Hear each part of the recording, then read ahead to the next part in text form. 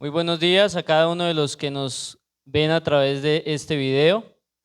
Qué alegría poderles saludar. Les saluda el ministro Cristian Beltrán y el día de hoy estoy acompañado por aquí de Santiago y Daniel. Buenos días, ¿cómo están, muchachos? Buenos días, gracias Pastor, gracias Daniel por la invitación y muy feliz de hablar acerca de esto. Bueno, hola a todos y esperamos poder hoy aprender bastante de una lección muy interesante que nos va a dejar muchas cosas para aplicar en el día a día.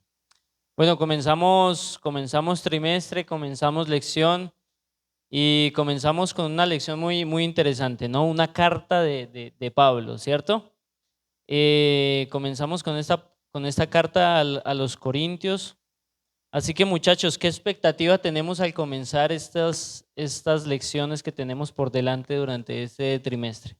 Yo creo que una de ellas es acoplar, bueno, aunque no es nada difícil porque lo vamos a ver en el desarrollo de la lección, pero es acoplar la situación, el contexto en el cual vivía la iglesia de los Corintios, el por qué Pablo escribe lo que escribe, a quién se lo escribe, a qué tipo de personas se lo escribe, qué situaciones están viviendo esas personas. Y cuando entendemos todo eso, el contexto cultural, sociológico, conductual, incluso de las personas que vivían allí, nos vamos a dar cuenta de que prácticamente es lo que vive día a día el cristiano. Bueno, yo creo que la expectativa, pues es muy relacionada a lo que dice Santiago, es quizá conocer o ver cómo trabajaba Pablo, ¿no? Porque a Pablo le tocó pasar de todo, le tocó vivir X cantidad de situaciones que quizá a muchos de nosotros nos ha tocado vivir y ver cómo las abordó y cómo a través del Espíritu Santo también él pudo dejar una labor, cómo hizo cosas muy buenas, cómo quizá habrá cosas que quizá no tanto, pero bueno, expectativas por ver cómo trabaja un misionero en diferentes áreas.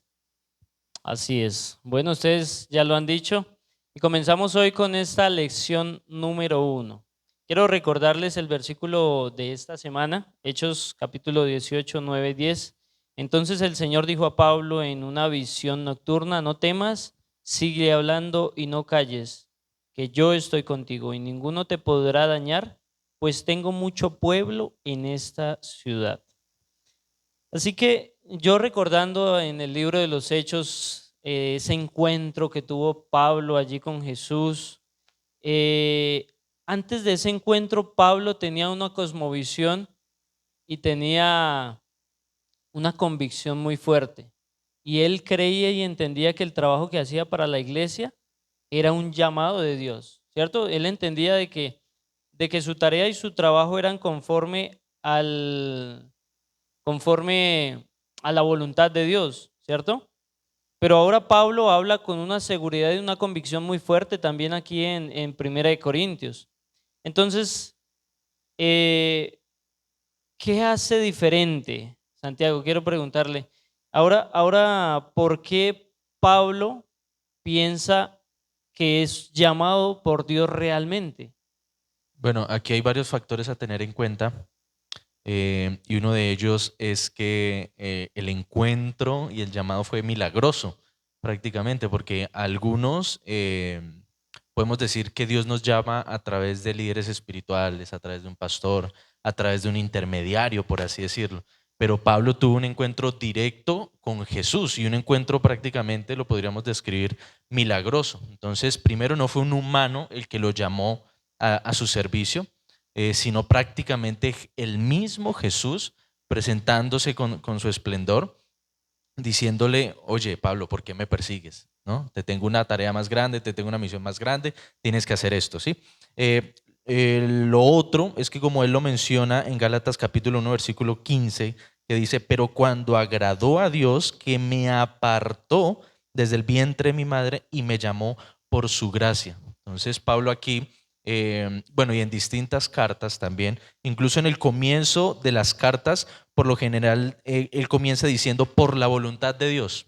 Siempre que escribe, porque Dios así lo quiso, porque Dios lo permitió, porque Dios prácticamente guía a que yo les escriba esto. Entonces, él siente el llamado, responde al llamado y se ve esa sinergia entre el que lo llama, que es Dios, y el que responde, que es Pablo. Y por último, el encuentro personal, ¿no? Que él tuvo un encuentro personal directamente con Jesús. De hecho, él se autoproclama como testigo visual de la resurrección de Jesús, ¿no? En el contexto en el que él detalla acerca de Jesús, habla acerca de los que lo vieron resucitar y él se incluye allí en ese grupo, diciendo que él lo vio. Entonces es interesante ver cómo una persona pasa de un extremo a otro, un perseguidor acérrimo, a volverse a un perseguido, a un buscado por parte de la iglesia. Ver cómo el llamado que Dios le hace es un llamado personal, es un llamado que lo orienta a la predicación, que lo orienta a ir por más personas, y es un llamado único prácticamente y milagroso que le hace a Pablo de una manera y en un contexto bastante interesante. Ahora, me llama mucho la atención que el contexto de Pablo fue muy milagroso, ¿no? Pero trayéndolo al día a día y a lo que nos toca a nosotros vivir, quizá algunos han tenido encuentros con Dios en contextos un poco más sobrenaturales o difíciles, pero quizá otros no hemos tenido ese encuentro sobrenatural, milagroso, grande, de la luz, del caballo, de que me caí, de que lo vi. eh, y aún así tenemos que estar convencidos de que Dios nos llama, ¿no? Me llama mucho la atención que Pablo inicia diciendo que su llamado no viene de los hombres, sino de Dios. Y eso yo lo traduzco a que, o pues yo me imagino a Pablo todos los días levantándose a decir, bueno, acá en este lugar, ¿cómo puedo yo representar a Dios? O sea, él se creyó el cuento primero de que era escogido por Dios y es lo que nos toca hacer a nosotros también en el día a día. Creernos el cuento de que Dios fue el que nos llamó, porque así fue, y vivir en coherencia a eso. Yo me imagino a Pablo a veces en su trabajo con la tienda diciendo, ¿cómo puedo yo ahorita representar a Dios? Porque Él fue el que me llamó. Yo soy es un enviado, soy un mensajero. Y cuando iba caminando o cuando se encontraba con un grupo de personas, me imagino la intencionalidad de Él estar pensando, ¿cómo puedo representar a Dios? ¿Cómo puedo hacer el trabajo que me mandaron a hacer? Y yo creo que ponerle intencionalidad a ese asunto y saber quiénes somos nosotros y por qué fuimos llamados le va a dar bastante sentido a nuestra vida. Saben que del llamado de Pablo se pueden extraer varias lecciones y una de ellas que yo resalto es ver el contraste tan interesante que hay en lo que fue Saulo de Tarso y lo que fue Pablo el predicador. Saulo de Tarso perseguía con una emoción, con un entusiasmo, con un ahínco, con unas ganas, ¿cierto? Con pasión, pero a la vez después predicó con esos mismos sentimientos, con esa misma pasión. Entonces, la vida de un cristiano, si bien es una vida emocional, si bien es una vida de sentimientos, la vida de un cristiano y sus decisiones de servir o no a Dios no se deben basar en emociones, porque la misma emoción y los mismos sentimientos que sintió Pablo predicando era lo que sentía persiguiendo y haciendo el mal, ¿sí? Entonces, es ver que la relación con Dios no es algo de que, ay, yo siento, me emociono, mi corazón se achicharra y debo seguir, debo servirlo. No, sí, pero no. O sea, la decisión de seguir a Dios es una decisión racional, es una decisión en la cual empleamos no solamente los sentimientos, sino también nuestro ser, nuestra mente y nuestro espíritu.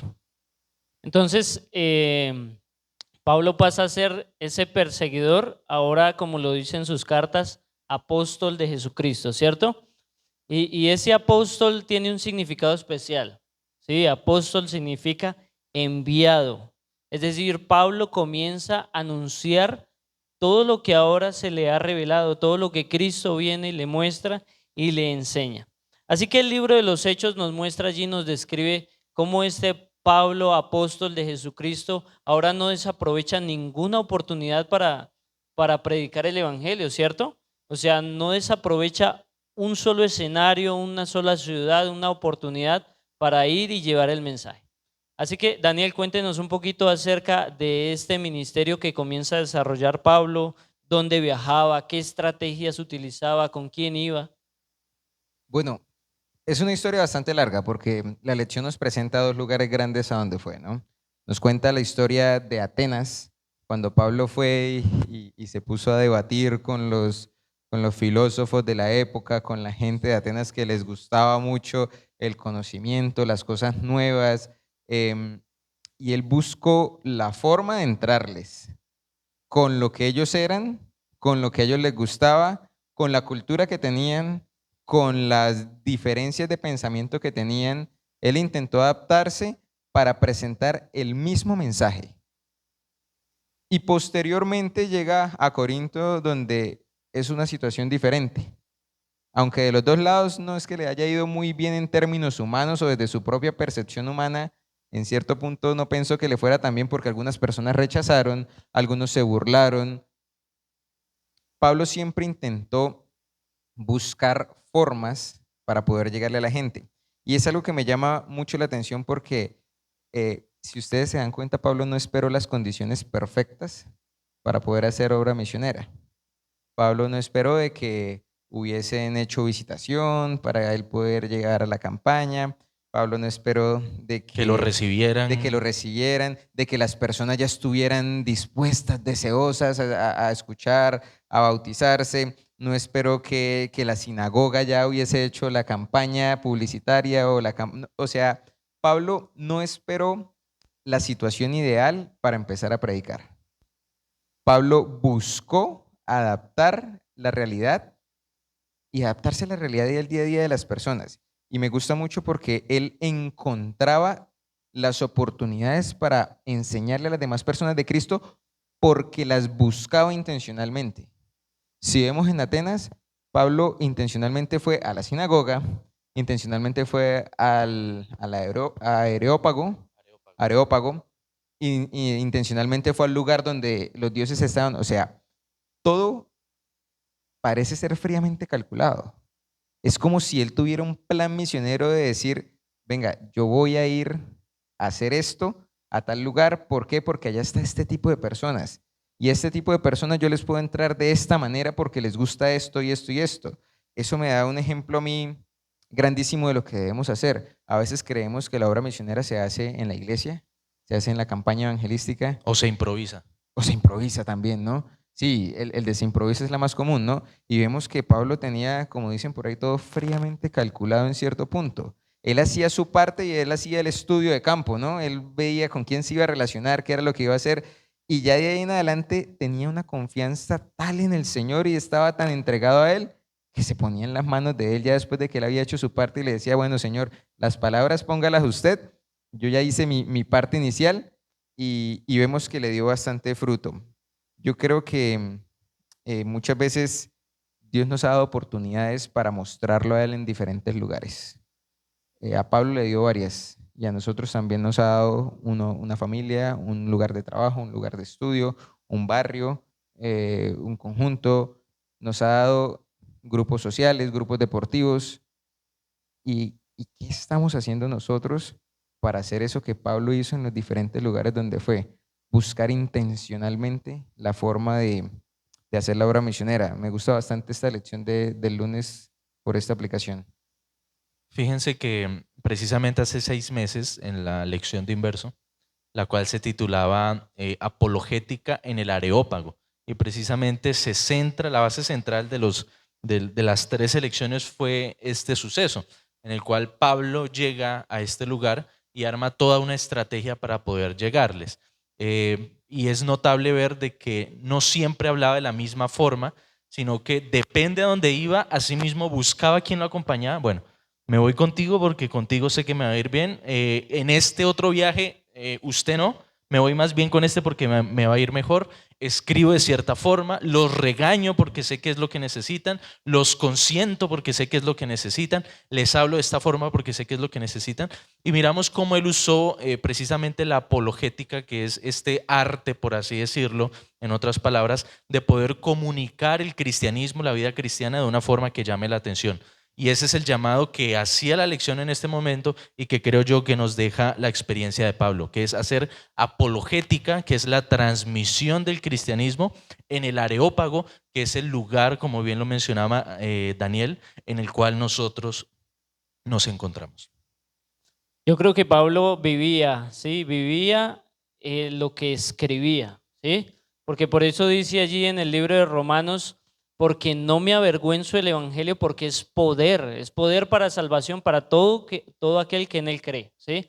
Así que él vivía con esa convicción y tenía la certeza de que el evangelio era eso, era poder. Muchas veces nosotros, en cierta manera, muchas veces nos da pena, ¿cierto? Nos avergonzamos del evangelio y tendríamos la oportunidad perfecta, mejor oportunidad de las que hubiera tenido Pablo, y aún así decidimos como aplazar o decir, no, ahorita no es el momento, O ¿cierto? callar, O callar. callar. Entonces, me parece curioso, ¿cierto? Este acontecimiento de que Pablo, estando en Atenas, sale de Atenas y se va entonces para Corinto. Yo viendo el mapa, hay 78 kilómetros de una ciudad a otra. Es decir, un viaje para la época de Pablo tardaría normalmente de 3 a 5 días. Entonces, Santiago, ¿por qué estando en Atenas, Pablo, después de estar en esta ciudad, en esta gran metrópolis que humanamente quizás no le fue tan bien, muchos no aceptaron el evangelio, ¿por qué decide ir? ¿Por qué escoge Corinto? ¿Qué lo motiva a ir allí?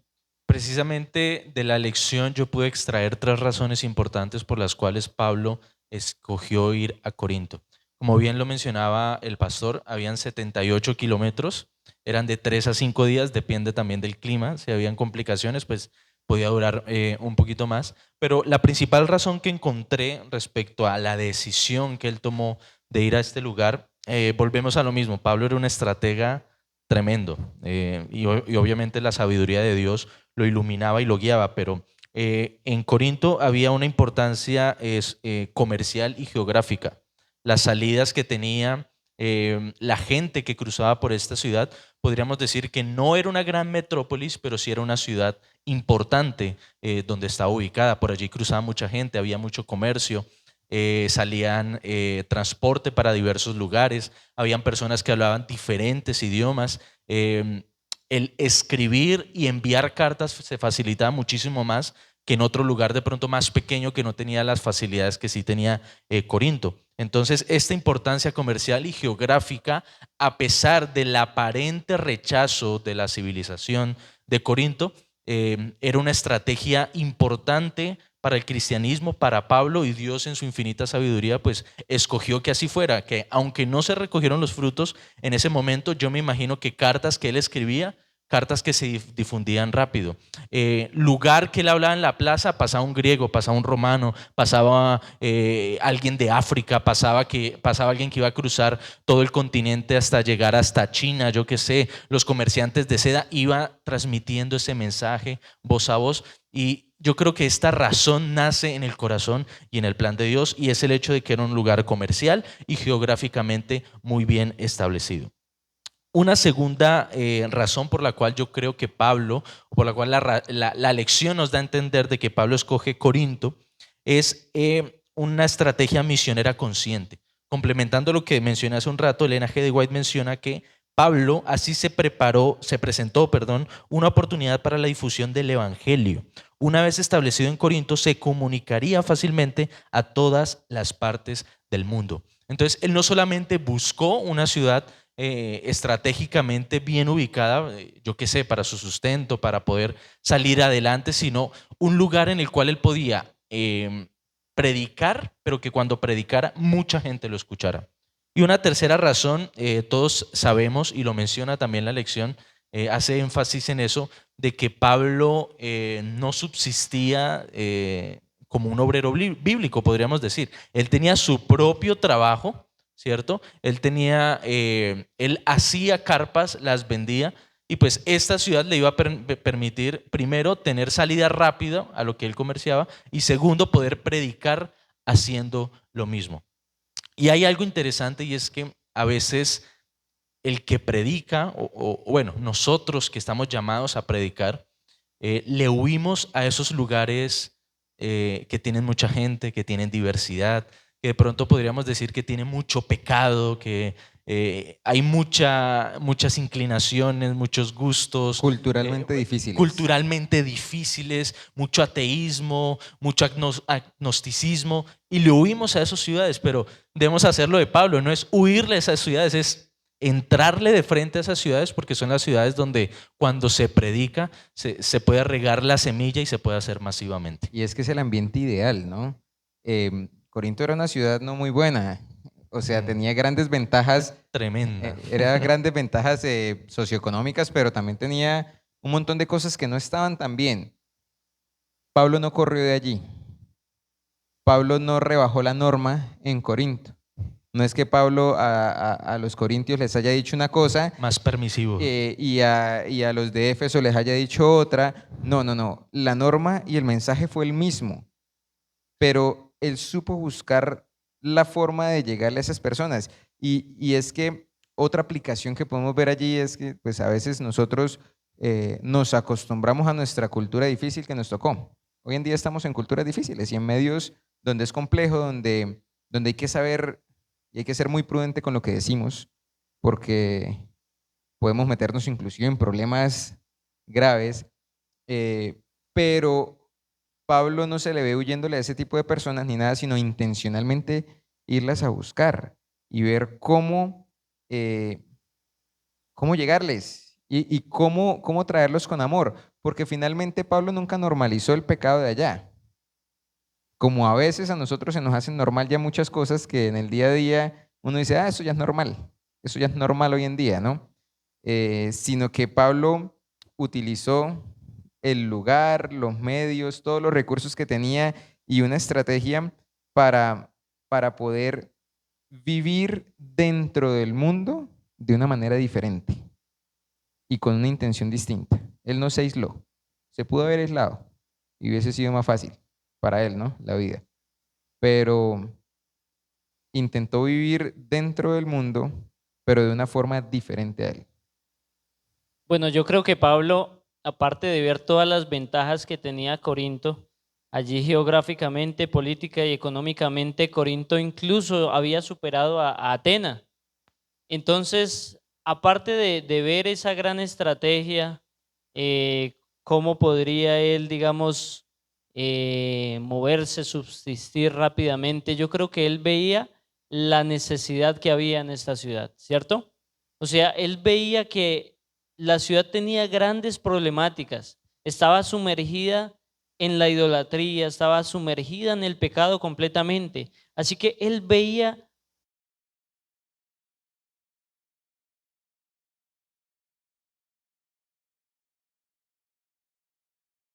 no veía y no condenaba, no es que esa ciudad tan mala, eso, mejor dicho, es mejor que Dios los condene, sino que él veía y decía, alguien tiene que llegar y mostrarles a ellos que necesitan de Cristo.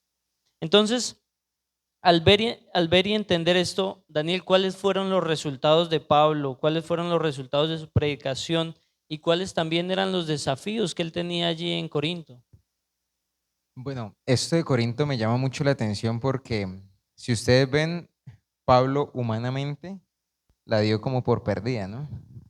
Pablo yo creo que en Corinto se encontró bastante oposición, se encontró rechazo, se encontró gente que lo trató mal, se encontró muchas cosas malas.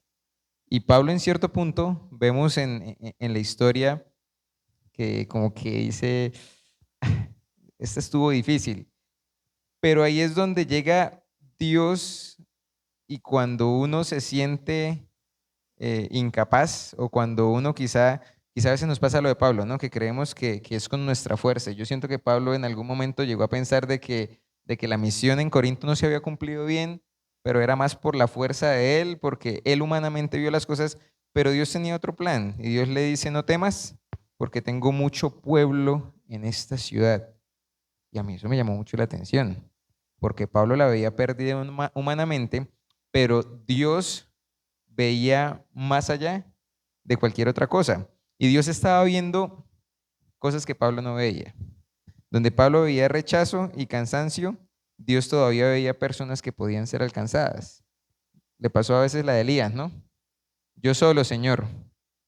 Y, y el Señor, venga, no, pero es que todavía tengo un poco de gente más que no ha doblado rodilla. Y muchas veces nosotros damos a veces por perdidas algunas cosas, algunas causas. A veces nos pasa la de Pablo y como que vemos difícil el asunto con la familia, con el papá, con la mamá, que quizás no son de la iglesia, con el tío, con la tía, con el abuelo. Vemos difícil que un compañero de trabajo acepte al Señor porque lo conocemos y porque sabemos cómo es y decimos, no, este sí es un caso perdido. Y, y en el día a día yo creo que nos encontramos con situaciones muy similares, pero, pero es ahí donde el Señor nos dice que nuestra tarea no es decidir quién tiene esperanza, quién se salva, quién no, sino seguir insistiendo, porque el Señor tiene mucho pueblo en esta ciudad. Y dice algo que es lo más importante. Yo creo que si Dios le dijo a Pablo, no temas, es porque Pablo en cierto punto, ¿qué sintió? Frustración. Frustración, miedo, temor de que había fracasado, de que el mensaje no se había dado. Y tenemos que recordar que esta es la obra de Dios. Nuestro trabajo es avanzar, es dar el mensaje y los resultados son la obra del Señor. Miren qué bonito que aunque Pablo eh, perdió en cierto punto, en un momentico se le fue la esperanza, eh, Dios siempre estaba trabajando en silencio, quizá en cosas que nosotros no vemos.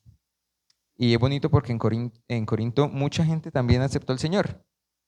Y no sabemos qué tanta gente pudo impactar Pablo que se fueron a diferentes lugares y que llegaron en barco a otro lado y que allá impactaron. O sea, él solo vio un pedacito y el Señor desde arriba estaba viendo que la obra era más grande. Y la invitación de esta lección puntualmente de Corinto es que nosotros no tenemos que dar por perdido a nadie y tenemos que intentarlo y reintentarlo y volverlo a intentar N cantidad de veces.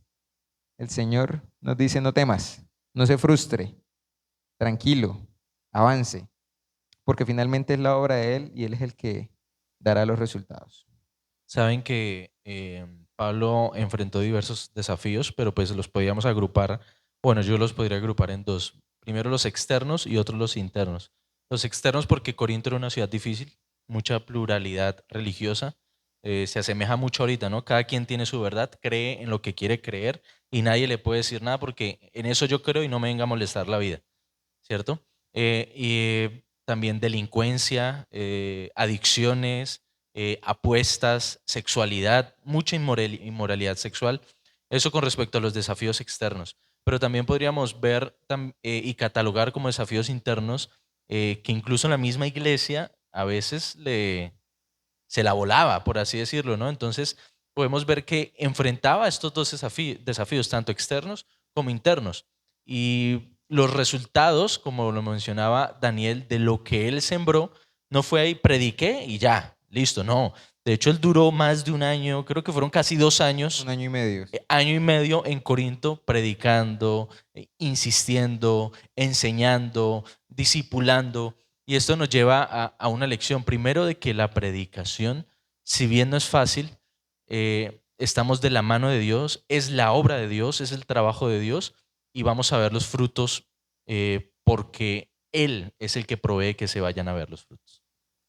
Así es. El libro de los Hechos nos muestra el comienzo, ¿cierto? Cómo Pablo empieza allí a plantar, pero entonces la carta a los Corintios nos muestra el pos, ¿cierto? El después. Pablo escribe Corintios cuando él se encontraba en Éfeso.